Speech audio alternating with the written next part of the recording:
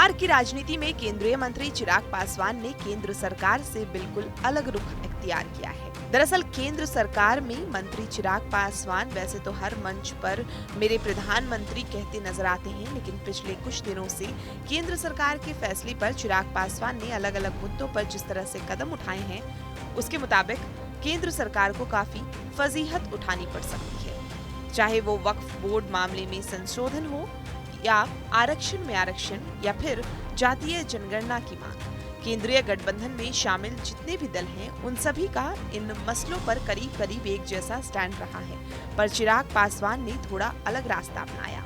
चिराग पासवान की बातों का समर्थन प्रमुख विपक्षी पार्टी कांग्रेस पार्टी के विधायक शकील अहमद खान कहते हैं कि चिराग पासवान जातीय गणना का समर्थन करते हैं। उनके इस स्टेटमेंट का बहुत स्वागत है।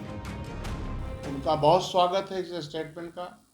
राहुल गांधी जी घूम घूम करके देश की जनता के सामने जातीय आधारित जनगणना और आर्थिक रूप में कौन कौन लोग गुलामी की ज़िंदगी गुजार रहे हैं, आर्थिक रूप पे, सामाजिक रूप पे, शैक्षणिक रूप पे कौन कौन लोग की हालत खस्ता बना दी गई है, इन सब के बारे में राहुल गांधी जो बात कह रहे हैं उसके साथ समर्थन में सभी लोग आ रहे हैं। ये स्वागत योग्य बात है।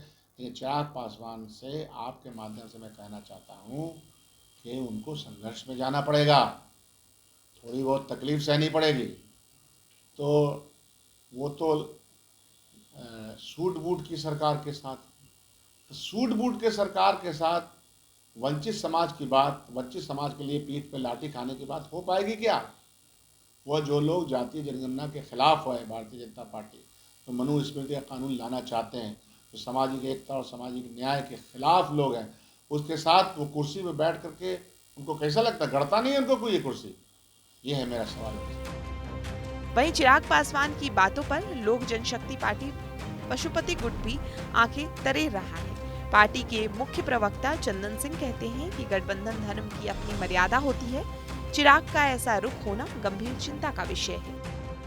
इन सारे विषयों पर एनडीए से अलग रुख चिराग पासवान जी रख रहे हैं, यह गंभीर चिंता का विषय है, क्योंकि 2024 में चिराग पासवान जी एनडीए के साथ चुनाव लड़े और सभी सीटों पर जीत भी सुनिश्चित की।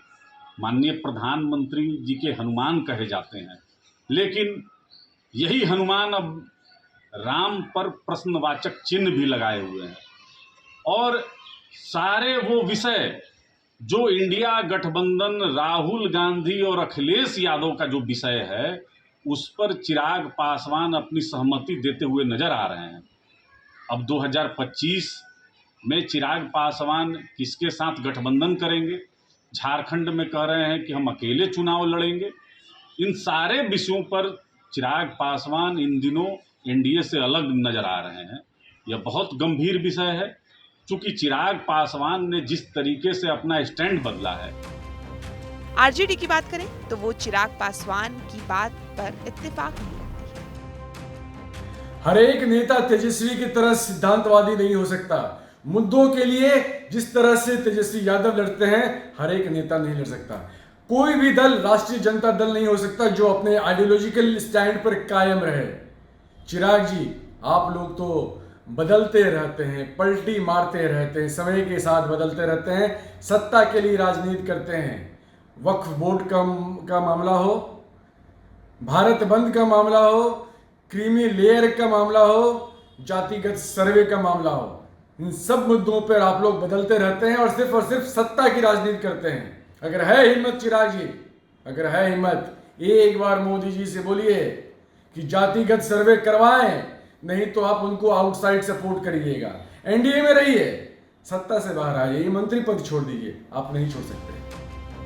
इन सारे आरोपों पर एलजेपी रामविलास गुट का कहना है कि चाहे वक्फ बोर्ड का मामला हो, क्रीमी लेयर की बात हो या फिर भारत बंद के दौरान उनकी पार्टी के समर्थकों का सड़क पर उतरने का मामला, इन सभी बातों का एनडीए पर प्रेशर बनाने से कोई मतलब नहीं है।